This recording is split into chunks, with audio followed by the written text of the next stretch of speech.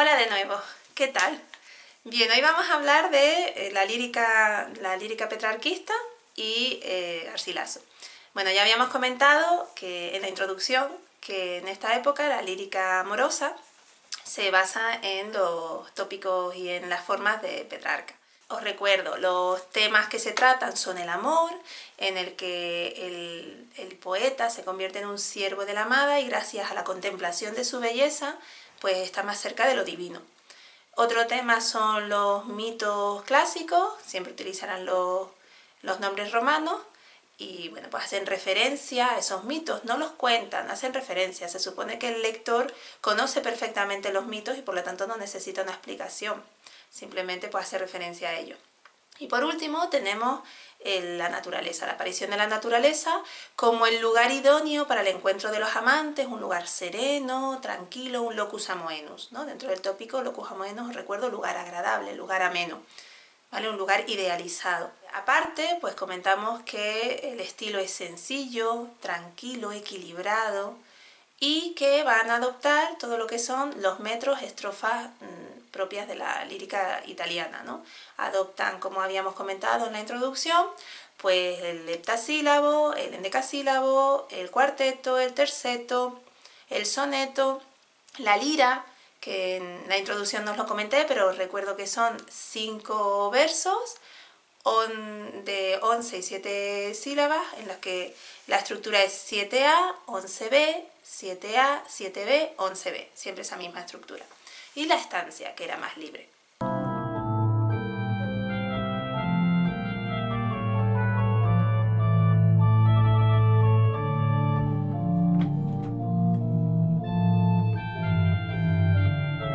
Nos vamos a centrar en la figura de Garcilaso. Garcilaso nació en Toledo, se cree que su fecha de nacimiento fue aproximadamente en 1501, se desconoce con certeza si de verdad es esa fecha o no, y murió, eso sí, en 1536. Era hijo de familia ilustre, criado en la corte, y él se casó con Helena de Zúñiga. Pero estaba realmente enamorado de una dama portuguesa, de la reina, que se llamaba Isabel Freire. Será ella a la que le dedique pues, la mayor parte de su obra literaria. En algunos casos se quejará de su desdén y su desprecio, y en otros casos pues, se quejará de su muerte, porque murió en uno de los partos de un embarazo que tuvo dentro de su matrimonio. Entonces, pues precisamente va a ser una de las protagonistas de su obra. Bien, él murió muy temprano, muy pronto, muy joven, porque él era guerrero, él sirvió a Carlos I en muchas de las batallas y se lanzó contra el enemigo sin coraza ni casco, y bueno, pues murió prematuramente. Él representaba el ideal del caballero renacentista en cuanto a culto, atractivo, un guerrero, pues un gran poeta, y él pues precisamente pues, englobaba todas esas virtudes. Bien, en cuanto a su obra, pues su obra es escasa, pero de gran calidad. Además supo adaptar perfectamente junto con Juan Boscán, que fue el otro que introdujo todo lo que es esa tradición renacentista italiana, pues la supo adaptar a la lengua española. Su obra consta de 3 églogas que son magistrales. Las églogas pues están en boca de unos pastores que están en un ambiente idealizado y ahí pues cantan los amores a su dama. Una serie de sonetos, la mayoría de ellos también de tema amoroso, hablan de la incondicionalidad hacia una mujer inalcanzable y pues aparecen temas como el amor, los mitos, la exaltación a la belleza y a la juventud. Y más desconocidas son otras obras como una elegía, algunas canciones. Bien, ahora vamos a analizar algunos poemas. Os lo voy a leer y después pues voy a comentar algunas de las características de que tienen esos poemas. Yo os voy a pedir que me entreguéis para el lunes, que me hagáis un comentario del poema de En tanto que de Rosa y Azucena, que ya lo hemos leído en clase, pero que bueno, que hagáis un comentario un poquito más desarrollado, ¿no? Que pongáis el tema, el resumen, la estrofa, el tipo de estrofa y las figuras literarias, como solemos hacer, ¿vale? Yo después os pondré un comentario más desarrollado de corrección. Y bueno, pues intentadlo y me lo enviáis, ¿vale? Ahora vamos a leer algunos de los poemas. Vamos a empezar con el soneto 13, que está dedicado a Dafne. Bien, el mito de Apolo y Dafne consiste en que Apolo, que es el dios del sol, el que lleva el carro del sol y además también de la medicina y de las artes, pues él mató a una serpiente pitón que llevaba de cabeza a todos los habitantes de la zona, de Tesalia, creo recordar, y estaba muy orgulloso por su hazaña, y en esto que se encontró con Eros o Cupido. Eros es la versión griega y Cupido es la versión latina. Bien, y sabéis que Eros o Cupido pues está representado como un niño alado que lleva un pequeño carcaj, un pequeño arco y pequeñas flechas, con las que dispara a las personas y logra que se enamoren o se desenamoren o que odien. Y Apolo tuvo la ocurrencia de burlarse de las pequeñas flechas de Eros, por lo ridículas que eran. Eros le advirtió que él había hecho llorar a grandes generales, que él vencía con la fuerza del amor a todo el mundo, pero Apolo siguió burlándose. Así que Eros decidió vengarse y le envió una flecha de amor a Apolo para que se enamorara de Dafne, que era una ninfa muy bella, pero en la que Apolo no había reparado especialmente hasta entonces. Y sin embargo, a Dafne le envió una flecha de rechazo. Supuestamente las de amor tenían punta de diamantes y eran de oro, y las de rechazo pues punta de plomo. Así que Apolo se enamora perdidamente de Dafne y empieza a perseguirla. Y en una de las veces que la persiguió y le pidió matrimonio y Dafne no quería, Dafne vio la locura de amor en los ojos de Apolo y decidió salir corriendo. Lo que pasa es que en la carrera se dio cuenta de que Apolo la iba a alcanzar, así que le pidió a su padre, que era un dios, que era Peneo, un río, que por favor la ayudara. Así que Peneo, que no estaba muy contento con su hija porque lo que quería era que se casara, pero vio que estaba en apuros y la ayudó, y la convirtió en un laurel. Apolo llegó en el momento en que Dafne se estaba convirtiendo en laurel, estaba ya rígida y empezaba pues a convertirse en laurel, y la abrazó en el momento en que eso se produjo. Después nombraría el laurel su árbol y se utilizaría ese laurel para coronar a los vencedores en batallas y también en Juegos Olímpicos, en certámenes poéticos, etc. Y digamos que este es un mito etiológico que explica la causa de algo, explica la causa de por qué se utilizaba el laurel para esos eventos. Bueno, pues esa es la historia, ¿vale?, en la que está basado este poema que vais a ver. Os lo leo. A Dafne ya los brazos le crecían, y en luengos ramos vueltos se mostraban. En verdes hojas vi que se tornaban los cabellos que el oro escurecían. De áspera corteza se cubrían los tiernos miembros que aún bullendo estaban. Los blancos pies en tierra se hincaban y en torcidas raíces se volvían. Aquel que fue la causa de tal daño, a fuerza de llorar, crecer hacía este árbol, que con lágrimas regaba. ¡Oh miserable estado! ¡Oh mal tamaño! Que con llorarla crezca cada día la causa y la razón por qué lloraba. Bueno, como veis, lo que es el poema se detiene en el momento de la metamorfosis de Dafne, ¿vale? Todo lo demás se conoce, por lo tanto se detiene en ese momento y hace una descripción de ese momento, ¿vale? El tema sería, por lo tanto, precisamente ese, la metamorfosis de Dafne en laurel.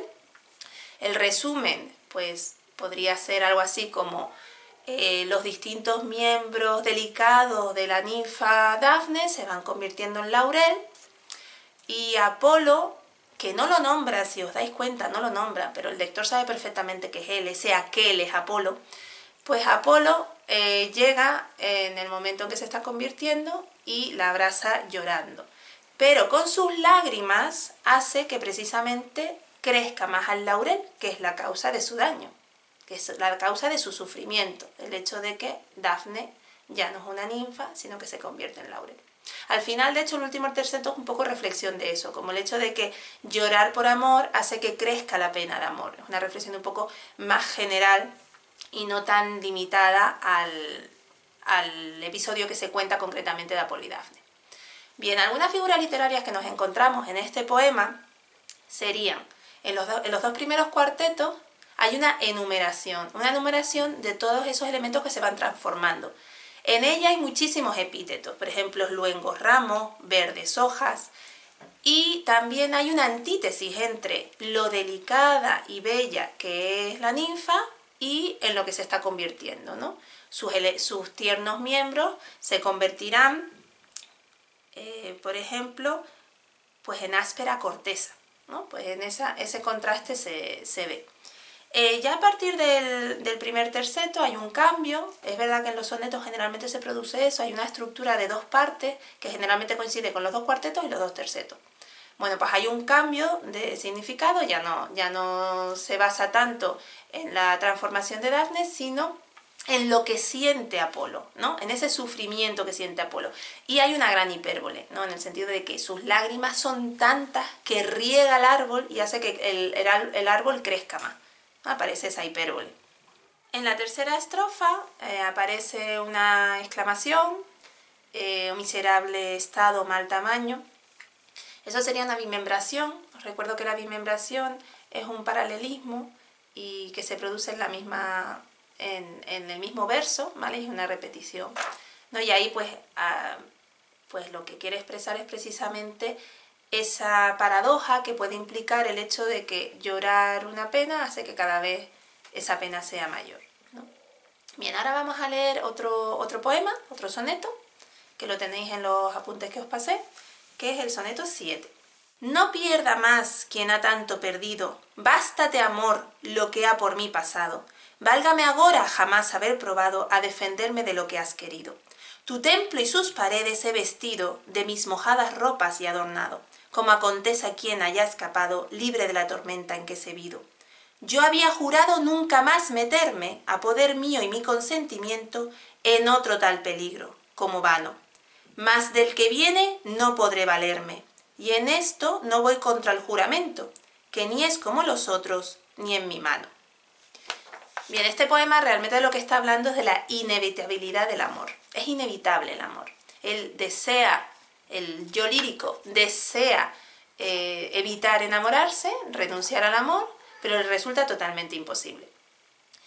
El resumen sería que el yo lírico pues, le anuncia el amor que le ha servido, como si fuese un dios, habla del templo, le ha servido y que a duras penas salió vivo de haber servido al amor y se había prometido a sí mismo no volver a enamorarse, pero ve que va a ser inevitable enamorarse una vez más. Pero que así todo eso no significa incumplir su promesa, porque simplemente él no lo iba a poder evitar. Esa es un poco la idea. Como veis es un soneto, ¿no? Tiene la estructura típica de soneto.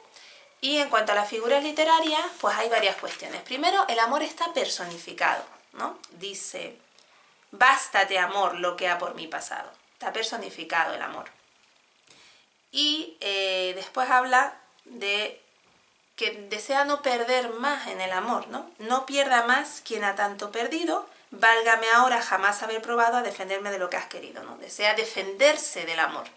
Después en el segundo cuarteto habla del templo, ahí hay una serie de metáforas, ¿no? Habla de que él ha vestido sus paredes, el templo y sus paredes con su ropa mojada como si fuera una tormenta. El amor es una tormenta y tenéis la metáfora en la que él casi pierde la vida y ha llevado su ropa mojada como un tributo a ese templo del amor, ¿no? Ahí tenéis la metáfora.